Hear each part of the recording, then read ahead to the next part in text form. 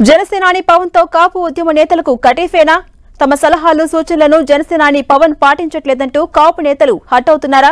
ఇకపై పవన్ కళ్యాణ్ తో ఎలాంటి మాటలు ఉండవా? కాపు ఉద్యమ నేత ముద్రగడ పద్మనాభం, కాపు సంక్షేమ సంఘం నేత హరిరామ జోగయ్య లేఖలు చెబుతున్న సందేశమేంటి? కాపు నేతలను ఒప్పించడంలో పవన్ విఫలమయ్యారా? కాపు నేతలకు జనసేనానికి మధ్య సంబంధాలు పూర్తిగా చెడిపోయినట్టేనా?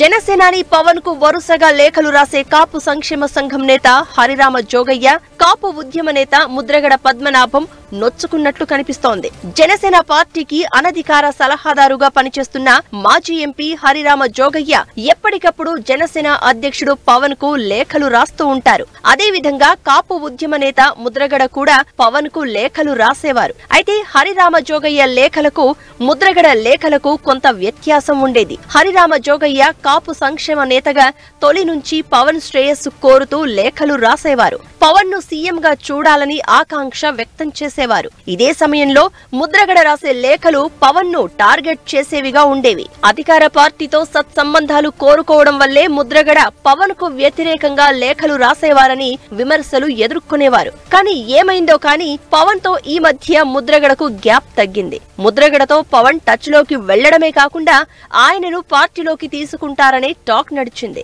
ఈ ప్రచారం ఇలా ఉండగానే సడన్ గా పవన్ తో ఇక ఎలాంటి సంబంధాలు ఉండవనే సంకేతాలిస్తూ చివరి లేఖ సంధించారు ముద్రగడ.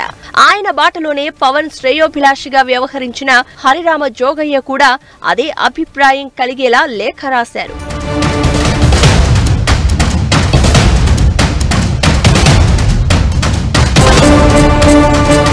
ఉన్నట్టుండి ఇద్దరు కాపు నేతలు ఒకేసారి లేఖలు రాయడంతో కలకలం రేగింది. టీడీపీ జనసేన కూటమి సీట్ల సర్దుబాటుపైనే ఈ ఇద్దరూ అసంతృప్తి వ్యక్తం చేయడం, అదే కారణంతో జనసేనాని వైఖరిని తప్పుపడుతూ లేఖలు సంధించడం రాష్ట్ర వ్యాప్తంగా హాట్ టాపిక్ గా మారింది. తనను 2 సార్లు కలుస్తాను అని కలవని జనసేనాని పవన్ ఇంకెవరో డైరెక్షన్ లో నడుస్తున్నారని, తనను పనికిరాని తుక్కుపట్టిన ఇనుప ముక్కలా చూస్తున్నారని ఆవేదన వ్యక్తం చేయడం ద్వారా చంద్రబాబు చెప్పినట్లు పవన్ నడుచుకుంటున్నారు అనే అభిప్రాయం కలిగేలా విమర్శలు గుప్పించారు ముద్రగడ.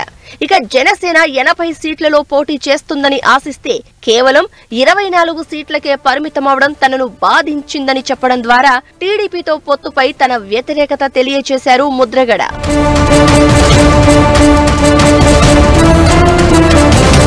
ఇక పవన్ కు తొలి నుంచి శ్రేయోభిలాషిగా వ్యవహరిస్తున్న హరిరామ జోగయ్య తాడేపల్లిగూడెం సభకు 2 రోజుల ముందు ఓ లేఖ రాశారు.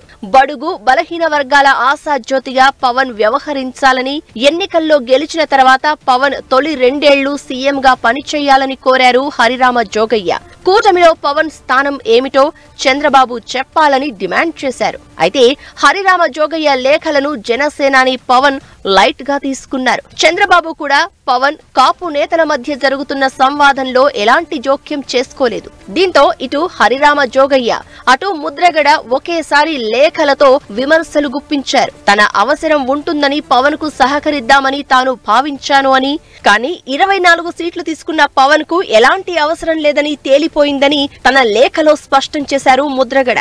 అదే సమయంలో చంద్రబాబు, పవన్ కళ్యాణ్ లో ఏ ఒక్కరూ తన సూచనలు సలహాలు పాటించలేదని ఆరోపిస్తూ వారి కర్మకు తాను చేయగలిగిందేమీ లేదని నిష్ఠూరాలతో మరో లేఖ సంధించారు హరిరామ జోగయ్య.